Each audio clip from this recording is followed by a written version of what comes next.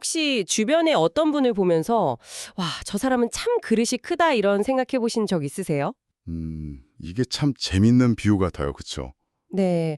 사람의 인품이나 됨됨이를 그릇에 비유한다는 게요. 네네. 그래서 오늘은 바로 이 그릇이 큰 사람이 되는 법, 이걸 주제로 한번 깊이 파헤쳐 볼까 합니다. 네. 특히 삼성 창업주 이병철 회장의 가르침으로 알려진 자료들을 가지고 이야기를 나눠볼 텐데요. 맞습니다. 이게 단순히 뭐 착하게 살아라 이런 막연한 조언이 아니더라고요. 그렇죠. 생각을 다스리는 법부터 해서 사람을 대하는 법, 리더십, 심지어 돈을 대하는 태도까지. 와, 거의 모든 영역이네요. 네. 아주 구체적이고 현실적인 지침들이 담겨 있어서 오늘날 우리 삶에 어떻게 적용할 수 있을지 같이 고민해보면 정말 좋을 것 같습니다. 좋습니다. 그냥 좋은 말로만 남지 않게 우리 삶의 무기로 쓸 수 있도록 한번 날카롭게 벼려보죠. 자, 그럼 그 첫걸음부터 시작해 볼까요? 네. 자료에서 가장 먼저 제시하는 게 그릇이 큰 사람의 4가지 기본 원칙이더라고요. 아주 간결한데 곱씹을수록 의미가 깊었어요. 네 가지 모두 현재에 만족하지 말고 더욱 노력하라는 약간 채찍질 같은 느낌이 들죠. 더욱이요? 네. 첫 번째가 생각을 맑게 하라인데 여기서 끝이 아니에요. 만약 생각이 맑아지지 않으면 더욱 맑게 하려고 애쓰라는 겁니다. 계속해서 노력하라는 거군요. 그렇죠. 두 번째는 용모를 단정히 하라. 이것도 제대로 안 되면 더욱 단정히 하라는 거고요. 의식적인 노력을 계속 주문하는 거죠. 세 번째가 필요한 말만 하라. 네 번째가 무겁게 움직여라 였고요. 근데 네 번째는 조금 무겁게 움직여라라는 거였잖아요. 네. 이게 요즘처럼 뭐랄까 속도가 정말 중요한 시대에는 좀 안 맞는 말처럼 들리기도 하거든요. 그렇죠. 그렇게 생각할 수 있죠. 너무 느리고 좀 우유부단해 보일 수도 있지 않을까 이런 생각도 들고요. 이걸 21세기 리더에게는 어떻게 적용할 수 있을까요? 아주 좋은 질문입니다. 여기서 말하는 무거움은 단순히 물리적인 속도를 늦추라는 의미가 아니라고 봐야죠. 아, 속도의 문제가 아니다. 네. 오히려 그건 신중함과 책임감의 무게를 뜻하는 겁니다. 예를 들어서 중요한 결정을 내리기 전에 한 번 더 생각하고 한 번 뱉은 말은 반드시 책임지는 그런 태도요. 아하. 가벼운 감정이나 충동에 휘둘려서 행동하지 않는 것. 이게 바로 무거운 움직임의 본질인 거죠. 그렇군요. 스타트업처럼 빠른 실행이 중요한 환경에서도 그 방향을 정하는 리더의 결정만큼은 신중하고 무거워야 팀 전체가 안 흔들리지 않겠어요? 맞아요. 오히려 속도전일수록 리더의 그 무게감이 더 중요해지는 그런 역설이 생기는 겁니다. 아, 그러니까 행동 하나하나에 무게를 싣는다는 건 그만큼 깊은 고민과 책임감을 담으라는 뜻이군요. 바로 그겁니다. 그렇게 보니까 이 4가지 원칙이 전부 연결되어 있네요. 맑은 생각에서 신중한 말이 나오고 단정한 용모에서 책임감 있는 행동이 나오고. 그렇죠. 결국 밖으로 드러나는 태도는 내면의 상태를 비추는 거울이라는 겁니다. 와, 내면 수양이 먼저라는 걸 명확히 하는 거죠. 어느 하나만 따로 떼어서 실천할 수 있는 게 아니라 이 네 가지가 유기적으로 맞물려 돌아갈 때 비로소 한 사람의 그릇이 단단해지기 시작한다. 이런 의미입니다. 선을 다스리는 이야기로 넘어가게 되네요. 네. 여기서 제 머리를 한 대 땅 하고 친 것 같은 구절이 있었어요. 어떤 구절이었나요? 바로 문제는 항상 내 안에 있는 것이라는 말이었습니다. 보통 우리는 일이 잘못되면 남 탓, 환경 탓부터 하게 되잖아요. 그렇죠. 그게 제일 쉽죠. 네. 근데 모든 문제의 근원을 나한테서 찾으라니 이게 생각보다 훨씬 어려운 수련 같거든요. 맞습니다. 그래서 성공에 집착하기보다 실패의 원인을 나에게서 찾고 거기서 배우는 자세를 강조하는 겁니다. 아, 부나 명예 같은 외적인 가치보다는 떳떳함이라는 내적인 기준을 훨씬 중요하게 여기고요. 떳떳함이요? 네, 이 떳떳함의 결정체가 바로 자료에서 계속 강조하는 호연지기입니다. 호연지기? 많이 들어본 말이긴 한데 정확히 어떤 의미로 설명하고 있나요? 하늘을 우러러보고 땅을 굽어봐도 한 점 부끄러움이 없는 상태. 와, 어떤 거짓이나 사사로운 욕심이 없을 때 마음속에 자연스럽게 차오르는 그런 크고 거룩한 기운을 말합니다. 그냥 착한 마음 이런 것과는 차원이 다르네요? 그렇죠. 심지어 이 호연지기가 사라지면 그 사람의 인생은 속이 텅 빈 헛개비나 마찬가지라고까지 말하죠. 헛개비요? 네, 외부의 성공이나 평판이 아니라 이 호연지기를 지키는 게 인생의 가장 중요한 과제라는 겁니다. 내면의 떳떳함이 모든 것의 기반이라는 거군요. 감정 조절에 대한 부분도 상당히 인상 깊었습니다. 특히 분노에 대해서 자신의 몸을 망치는 도끼라는 비유를 쓰면서까지 강하게 경고하더라고요. 네, 맞아요. 생각도 들어요. 화를 무조건 참는 게 그게 꼭 좋은 건 아니잖아요, 사실. 네네. 좋은 지적입니다. 요즘은 오히려 건강하게 분노를 표현하는 것도 중요하다고들 하니까요. 맞습니다. 여기서 말하는 핵심은 분노라는 감정 자체를 없애라는 게 아니에요. 아, 그런 건가요? 네. 분노에 휘둘려 자제력을 잃지 말라는 겁니다. 흥분해서 이성을 잃는 순간 그 분노는 문제를 해결하는 에너지가 아니라 나 자신과 관계를 파괴하는 흉기가 된다는 거죠. 아, 그 경계를 말하는 거군요. 그렇죠. 건강한 분노 표현은 내가 왜 화가 났는지 명확히 인지하고 통제된 방식으로 전달하는 거지 감정에 지배당해서 폭발하는 것과는 전혀 다른 차원의 이야기입니다. 그렇군요. 감정의 주인이 되라는 의미로 받아들여야겠네요. 작은 일에 쉽게 기뻐하고 슬퍼하는 소위 일희엘비하는 태도를 경계하는 것도 비슷한 맥락이겠죠. 네, 맞습니다. 바람이 불어 흔들 수 있는 것은 표면의 물결뿐임. 그 깊은 물속은 미동조차 않는다. 라는 비유가 나오던데 와, 정말 멋진 표현이라고 생각했어요. 그렇죠. 내면의 깊이가 없는 사람은 작은 외부 자극에도 감정이 요동치지만 깊이를 갖춘 사람은 웬만한 풍파에도 중심을 잃지 않는다는 겁니다. 이런 내면의 무게감이 결국 외부의 평가로부터 자유로워지는 태도와도 연결되겠네요. 정확합니다. 내가 잘못한 게 없는데 남들이 비난한다고 전전긍긍할 필요도 없고 별로 잘한 것도 없는데 칭찬해준다고 우쭐댈 필요도 없다는 거죠. 하지만 이게 말처럼 쉽지가 않잖아요. 우리는 SNS 좋아요 개수에도 기분이 오락가락하고 직장에서는 상사 평가 한마디에 하루가 좌우되기도 하는데요. 그렇죠. 현실은 그렇죠. 어떻게 하면 그런 외부 평가에 흔들리지 않는 중심을 잡을 수 있을까요? 그래서 자료는 한 단계 더 나아가서 이렇게까지 말합니다. 남들이 너를 업신여기거든 스스로를 돌아보라. 와, 그것도 나를 돌아보라고요? 네. 즉, 남들이 나를 함부로 대하는 것조차 내가 그들에게 만만하게 보일 만한 언행을 했기 때문인 아닌지 먼저 살피라는 겁니다. 와, 결국 모든 화살의 방향을 내게로 돌리는 거죠. 내가 사심없이 떳떳하고 당당하면 누구도 감히 나를 함부로 대하지 못하는 그런 기상이 생긴다는 믿음이 깔려 있는 겁니다.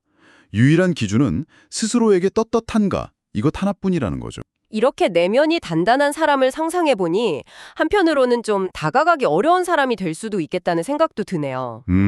그럴 수도 있겠네요. 이런 내적인 힘을 가진 리더가 주변 사람들을 부드럽게 이끌려면 어떤 지혜가 필요할까요? 리더십에 대한 부분도 아주 흥미로웠습니다. 네. 대중을 통솔하는 세 가지 핵심 요소로 위험, 신용, 그리고 통솔 능력을 제시합니다. 위험, 신용, 통솔 능력. 네. 첫 번째인 위험은 권위적인 태도에서 나오는 게 아니라 청렴하고 공명정대함에서 나온다고 분명히 선을 긋습니다. 아, 권위주의랑은 다르군요. 전혀 다르죠. 사사로운 감정이나 이익에 치우치지 않을 때 자연스럽게 생겨나는 무게감이라는 거죠. 그리고 두 번째는 신용, 즉 믿음입니다. 이건 쌍방향이에요. 쌍방향이요? 네, 내가 다른 사람에게 믿음을 줘야 함과 동시에 나 역시 다른 사람을 믿을 수 있어야 한다는 겁니다. 아, 그리고 마지막이 이 모든 걸 바탕으로 사람들을 실제로 움직이게 만드는 통솔 능력이군요. 맞습니다. 그런데 이 세 가지 요소, 특히 신용을 쌓는 과정에서 가장 중요한 게 뭘까요? 단연 말의 무게입니다. 호랑이 입보다 사람 입이 더 무섭다는 평이 나오는데 무심코 던진 말이 어떻게 비수처럼 돌아오는지에 대해 아주 엄격하게 경고하고 있어요. 사람 입이 더 무섭자랑? 네. 예를 들어 근거 없이 남을 칭찬하는 건 가벼워 보여서 결국 내 말의 신뢰도를 떨어뜨리고요. 근거 없이 남을 비방하는 건 언젠가 반드시 나에게 더 큰 화살이 되어 돌아온다고 말합니다. 와, 뼈 때리는 말이네요. 관계에 따라서도 조언이 아주 구체적이더라고요. 네, 그랬죠. 윗사람에게는 무조건적인 아첨 대신 아닌 건 아니라고 당당하게 말할 때 오히려 존경을 얻고 아랫사람에게는 작은 잘못은 일부러 못 본 척 침묵으로 덮어줄 때 오히려 마음으로 따른다고요. 네. 근데 이 아랫사람을 대하는 법은 좀 의문이 들어요. 그렇게 침묵으로 넘어가면 그 아랫사람은 자기가 뭘 잘못했는지조차 모를 수도 있지 않을까요? 오히려 명확하게 짚어주는 게 리더의 진짜 역할 아닐까요? 굉장히 현실적인 질문입니다. 물론 모든 잘못을 덮어주라는 뜻은 아닐 겁니다. 여기서 말하는 작은 잘못이라는 전제가 중요하죠. 아, 작은 잘못? 네. 프로젝트의 방향을 흔들거나 팀워크를 해치는 그런 심각한 실수가 아니라 누구나 할 수 있는 사소한 실수 정도를 의미하는 겁니다. 예를 들면요? 제가 예전에 한 후배의 보고서에서 오타 몇 개를 발견하고도 그냥 말없이 제가 직접 고쳐서 넘겨준 적이 있거든요. 네. 나중에 그 친구가 그걸 알고는 다음부터는 보고서를 3번, 4번씩 확인하더라고요. 아, 스스로 깨닫게 된 거군요. 그렇죠. 제가 만약 그때 모두 앞에서 이봐, 오타 좀 확인하고 올려 라고 소리쳤다면 어땠을까요? 아마 그 친구는 창피함에 의욕이 꺾였을지도 모릅니다. 때로는 너그러운 침묵이 100마디 질책보다 더 큰 가르침과 동기부여가 될 수 있다는 그런 통찰인 셈이죠. 아, 그런 의미군요. 신뢰를 바탕으로 스스로 깨우칠 기회를 주는 것. 그게 진정한 리더의 아량이란 거네요. 와, 듣고 보니 정말 무릎을 치게 됩니다. 네, 그런데 사람을 가려 사기라는 부분에서는 정말이지. 와, 잠시만요. 천륜의 야박한 사람은 아예 가까이 말라니요? 아, 그 구절이요? 네. 이건 거의 그 사람의 사생활을 보고 인간관계를 결정하라는 뜻인데 현대사회에서 이게 가능한 조언인가요? 굉장히 날카롭지만 동시에 좀 위험하게 들리기도 합니다. 그렇죠. 처음 들으면 굉장히 단정적이고 과격하게 느껴질 수 있습니다. 하지만 이 조언의 깊은 속내를 들여다볼 필요가 있어요. 속내요? 네, 여기서 말하는 논리는 이겁니다. 세상에서 부모, 형제만큼 조건 없고 깊은 인연은 없다는 거죠. 그렇죠. 그런데 그 천륜마저 가볍게 여기고 함부로 대하는 사람이라면 이해관계로 맺어진 사회적 관계는 얼마나 더 쉽게 배신할 수 있겠냐는 겁니다. 아, 한 사람의 근본적인 인성과 신의를 파악하려면 그 사람이 가장 가까운 사람들을 어떻게 대하는지를 보는 것만큼 확실한 방법이 없다는, 어떻게 보면 가장 본질적인 인간 통찰인 셈입니다. 단순히 가족에게 잘하냐 못하냐를 따지는 게 아니라 그 사람이 관계의 근본을 어떻게 생각하는지를 보라는 거군요. 와, 정말 뼈 때리는 말이네요. 네. 자, 그럼 이 모든 것, 내면을 다스리고 사람을 얻는 이 모든 힘이 결국 어디서 나올까 생각해보면 결국 성장이겠죠. 끊임없이 배우고 발전하려는 태도요. 맞습니다. 그런데 여기서 말하는 배움의 정의가 아주 흥미로워요. 어떤 점에서요? 단순히 책상에 앉아 글을 배우는 게 진짜 배움이 아니라고 말해요. 시대의 흐름을 읽고 지금 나에게, 우리 조직에 필요한 실용적인 것을 익히는 것이 진짜 배움이라고 정의합니다. 아, 실용적인 배움. 네. 대부분의 사람들은 본능적으로 변화를 두려워하고 저항하지만 이렇게 끊임없이 배우는 자세를 가져야만 그 저항감을 극복하고 변화의 파도를 성장의 동력으로 삼을 수 있다는 겁니다. 그 배움을 위한 구체적인 방법으로 두 가지를 정말 강력하게 추천하더라고요. 네. 첫째가 끊임없는 독서인데 독서의 가치를 설명하는 표현이 거의 종교적인 수준이에요. 옛 성현과 함께하고 백성을 깨우치며 우주를 지탱하게 만드는 인간의 본분이라고까지 하니까요. 독서를 단순한 지식 습득이나 취미 활동을 넘어서 시공간을 초월해 위대한 스승들을 만나고 세상을 이해하는 가장 근본적인 행위로 본 거죠. 그리고 두 번째 방법은 아주 현실적입니다. 바로 쉬지 않는 기록이죠. 네. 머리를 믿지 말고 손을 믿어라. 아, 맞아요. 그 한마디에 모든 것이 담겨 있더라고요. 그렇죠. 인간의 기억은 부정확하고 번뜩이는 영감은 순식간에 사라지기 때문에 반드시 붙잡아 둬야 한다는 겁니다. 아이디어가 떠오르면 즉시 메모하는 습관이 왜 중요한지를 보여주는 대목이죠. 이런 배움과 성장의 태도가 재물을 대하는 관점에도 그대로 이어지는 것 같아요. 네, 그렇죠. 보통 우리는 소탐대실, 작은 걸 탐하다 큰 걸 잃는 걸 경계하잖아요. 네. 그런데 여기서는 오히려 대탐소실의 자세를 가지라고 하더군요. 큰 것을 탐하기 위해 작은 것을 버려라. 이건 무슨 의미일까요? 더 큰 목표와 가치를 위해서라면 눈앞의 작은 이익은 과감히 포기할 줄 알아야 한다는 뜻입니다. 아, 당장의 이익에 급급해서 더 멀리 보지 못하는 우를 범하지 말라는 거죠. 예를 들어 단기적인 수익을 위해 고객의 신뢰를 저버리는 결정을 하는 건 소탐이지만 장기적인 신뢰라는 대를 잃는 대실이 되는 겁니다. 반대로는요? 반대로 당장은 손해를 보더라도 고객과의 약속을 지키는 것은 소실이지만 결국 신뢰라는 큰 자산을 얻는 대탐이 되는 거죠. 관점의 전환이네요, 정말. 절약과 베품에 대한 이야기도 마찬가지였어요. 무조건 아끼기만 하면 주변의 사람이 떠나가니 널리 베풀어야 한다고 하면서도 그 베품의 근본이 바로 절약에 있다고 하더라고요. 네, 언뜻 보면 모순되는 말 같은데요. 그렇죠. 하지만 그 논리를 따라가 보면 고개를 끄덕이게 됩니다. 불필요한 사치, 예를 들어 비싼 옷이나 차, 과시적인 소비에 돈을 다 써버리면 정작 도움이 필요한 이웃이나 마음을 나눠야 할 사람들에게 베풀 돈이 남아있지 않게 된다는 겁니다. 아, 쓸데없는데 돈을 안 써야 베풀 돈이 생긴다. 바로 그겁니다. 즉, 나를 위한 낭비를 줄이는 절약이 있어야만 타인을 위한 진정한 베품이 가능하다는 거죠. 여기서 절약은 인색함이 아니라 가치 있는 곳에 돈을 쓰기 위한 준비 과정이자 적극적인 선택이 되는 셈입니다. 와, 오늘 정말 많은 이야기를 나눴네요.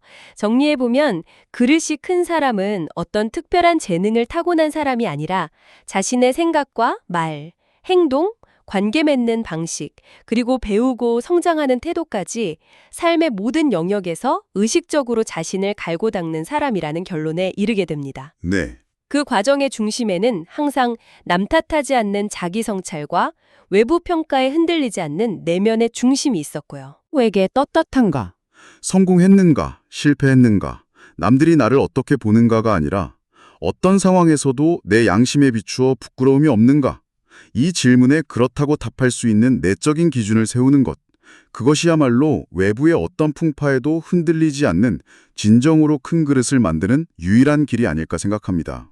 오늘 대화 중에 남들이 너에게 함부로 굴거든 스스로를 돌아보라 라는 구절이 계속 맘에 남습니다. 네, 사실 누군가에게 존중받지 못한다고 느낄 때 우리는 본능적으로 상대방이나 상황을 먼저 탓하게 되잖아요. 그게 훨씬 쉽고 마음이 편하니까요. 그렇죠. 그런데 만약 다음번에 그런 순간이 온다면 딱 한 번만이라도 화살을 나에게로 돌려보는 건 어떨까요? 혹시 내 말이나 행동 혹은 태도에 상대가 나를 가볍게 볼 만한 구석은 없었을까? 하고요. 물론 그 질문의 답을 찾는 과정이 꽤 고통스러울 수도 있겠지만 어쩌면 그 질문이야말로 당신의 그릇을 아무도 깨트릴 수 없을 만큼 단단하고 깊게 만드는 진정한 첫걸음이 될지도 모릅니다. 오늘 나눈 이야기가 여러분에게 생각할 거리를 주었다면 긍정적인 피드백을 남겨주세요. 더 듣고 싶은 주제가 있다면 여러분의 의견을 알려주세요. 여러분의 피드백은 다음 이야기를 준비하는 데 큰 도움이 될 겁니다. 다음 이야기들을 놓치지 않으려면 구독과 알림을 설정하세요.